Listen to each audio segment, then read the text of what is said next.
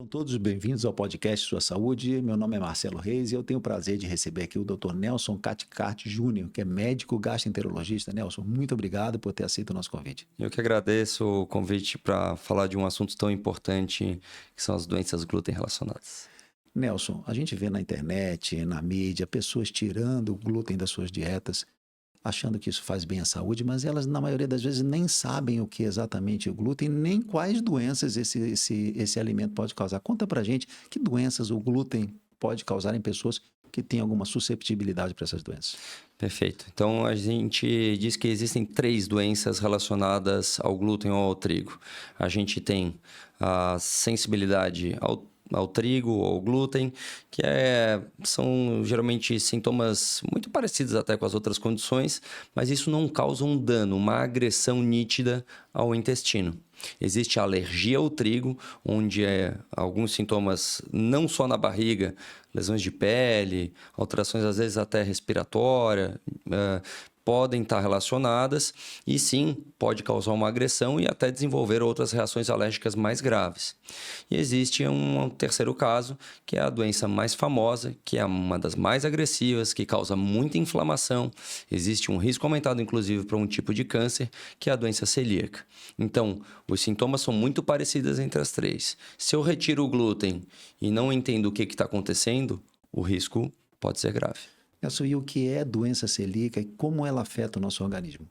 A doença celíaca, então, Marcelo, ela é uma doença do espectro de doenças autoimunes, ou seja, uma doença que você não é culpado em ter.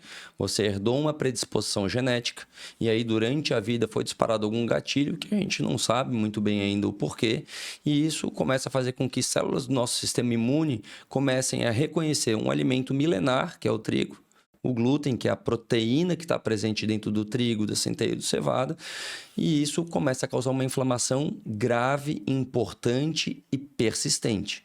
Então, aquelas vilosidades são aqueles cabelinhos que ficam lá no intestino delgado, que fazem a gente poder absorver proteína, carboidrato, vitaminas, etc. Isso aí começa a ficar tão inflamado que é perdida essa inflamação, né? E a gente entende que isso traz graves consequências.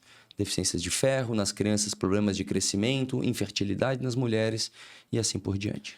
Qual que é a diferença entre intolerância ao glúten e doença celíaca? Ótima pergunta. Então, os intolerantes são aqueles que geralmente vão começar a ter sintomas relacionados ao trigo, ao glúten, com grandes quantidades de alimento. Então, vai comer lá, vai no rodízio de pizza, vai comer uma boa macarronada, etc. E esses sintomas, então, geralmente são dose dependentes. Já a doença celíaca e a alergia ao trigo, por exemplo, pequenas quantidades são suficientes para desencadear sintomas cada vez mais rápidos e persistentes. É aquela coisa. Tomei uma cerveja, mesmo um copo, comi um hambúrguer e aí eu fiquei mal 2, 3, às vezes uma semana para recuperar esse meu padrão intestinal normal. Tem alguma fase da vida específica que surge esses sintomas ou a doença celíaca ela atinge qualquer fase da vida? A gente vê dificilmente sintomas antes dos 6 meses de idade. Por quê? Porque até esse momento as crianças basicamente estão consumindo leite e derivados. Então os sintomas podem aparecer depois dos 6 meses, tipicamente por volta de 1 a 3 anos, mas podem aparecer em qualquer momento da vida. Um dos diagnósticos mais marcantes do meu consultório foi uma senhora de 72 anos que tinha uma osteoporose que ninguém conseguia resolver, uma deficiência de B12 há tempo, só ficava fazendo injeção e o diagnóstico dela afinal foi doença celíaca. Uma doença grave com uma atrofia brutal, né? Uma inflamação importantíssima no intestino e ela levando uma vida praticamente normal. E quais são esses sintomas, Nelson? Ele pode variar de pessoa para pessoa? Então, a gente diz que os sintomas dessas doenças glúten relacionados, eles bypassam, eles transpassam o intestino. A inflamação pode se tornar sistêmica, pegar o corpo inteiro. Então, por exemplo, na doença celíaca, você tem sintomas intestinais típicos e atípicos. O típico é diarreia, barriga distendida. E tem os atípicos. Tem gente que tem intestino preso, né? Tem gente que tem uma cólica eventual. Tem, às vezes, uma sensação de comer e ficar com aquela má digestão. E existem sintomas fora do intestino. dor de cabeça, enxaqueca, fraqueza muscular, indisposição, alterações inclusive da marcha. E sintomas às vezes graves como infertilidade, né? Osteoporose, osteopenia, deficiência de ferro, anemia e assim por diante. Nelson, suspeito que tem doença celíaca. Como é feito o diagnóstico? Diagnóstico da doença celíaca, a primeira coisa e mais importante, Marcelo, eu preciso estar consumindo glúten. Portanto, as pessoas que tiram de maneira errada o glúten antes de fazer os exames adequados estão perdendo e fazendo parte de um diagnóstico triste no nosso país, onde mostra um atraso de 5 anos para fazer um diagnóstico de doença celíaca, uma doença potencialmente grave. Então, o diagnóstico é feito através de exames de sangue que devem ser confirmados através da endoscopia digestiva alta, com biópsias do intestino delgado. Muitas vezes no exame de endoscopia, o exame se apresenta normal, como foi no meu caso, e só as biópsias, ou seja, só um médico patologista olhando a lâmina, mostram aquelas atrofias graves. Existe alguma predisposição genética para a doença celíaca? Existe sim, e essa é uma das coisas bacanas de a gente falar.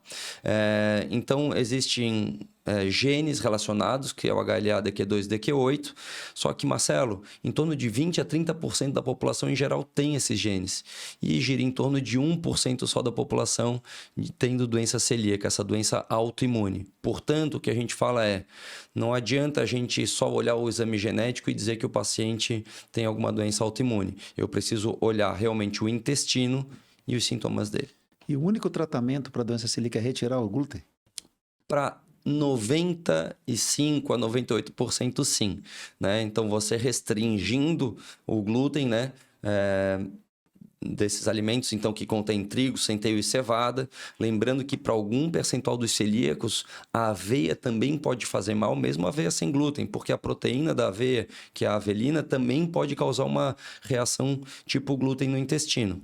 Então, você retirando, você retoma a qualidade normal do seu intestino. Mas existe um espectro chamado doença celíaca refratária, que é potencialmente grave, e a gente às vezes precisa, sim, usar corticoides e alguns imunossupressores.